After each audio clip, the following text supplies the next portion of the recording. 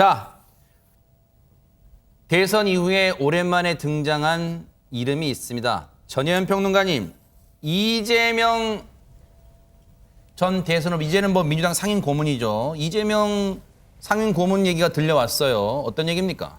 예, 말 그대로 민주당의 전 대선 후보였고 지금은 상임 고문인 이재명 고문이 어제 경기도 평택의 한 병원 장례식장을 찾았습니다.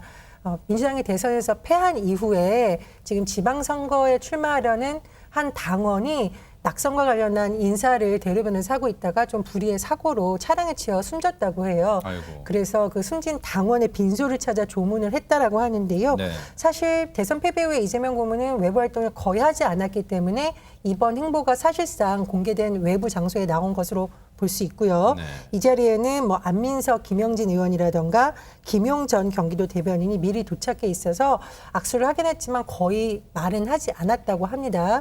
유가족들에게 조문을 했고요. 다만 이제 취재진이 여러 가지 질문을 했지만 이 고문이 눈물을 보이면서 가슴 아픈 일이다, 미안합니다라는 추모의 뜻만 밝혔다고 합니다.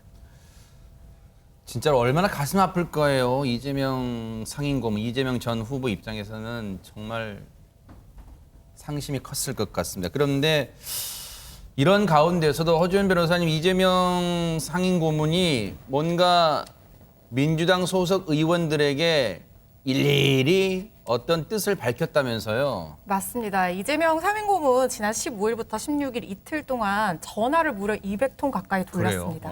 172명 민주당 의원 전원에게 전화를 해서 내가 많이 부족했다, 지지해줘서 고맙다라는 인사를 전했다고 합니다.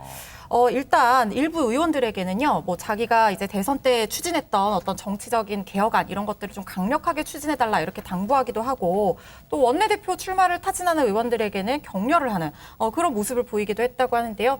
대다수 의원들도 굉장히 이제 석패를 같이 경험했잖아요. 그래서 고생 많으셨다라는 덕담을 나눴다고 하는데, 이게 단순 감사 인사인지 아니면은 이재명 상임 고문이 다음 행보를 염두에 둔 뭔가 움직임인지에 대해서 해석이 좀 분분한 상황입니다. 전화기 너머로 들려오는 이재명 고문의 목소리는 좀 어땠다고 하던가요? 통화하신 분들의 말을 전해 들어보면 뭐 그렇게 어둡다고는 얘기 안 해요. 그러니까 그러니까 가라앉고 미안한 마음을 표현하긴 했지만 그렇게 어둡게, 그러니까 뭐 예를 들면 우리가 생각하는 것처럼 그런 건 아니었다고 얘기가 나오고 있는 상황이고요.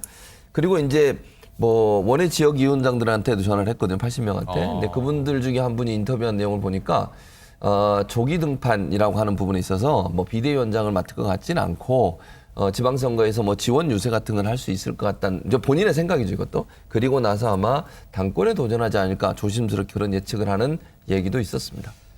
대선 이후에 이제 반성과 쇄신에 주력하는 민주당 비대위.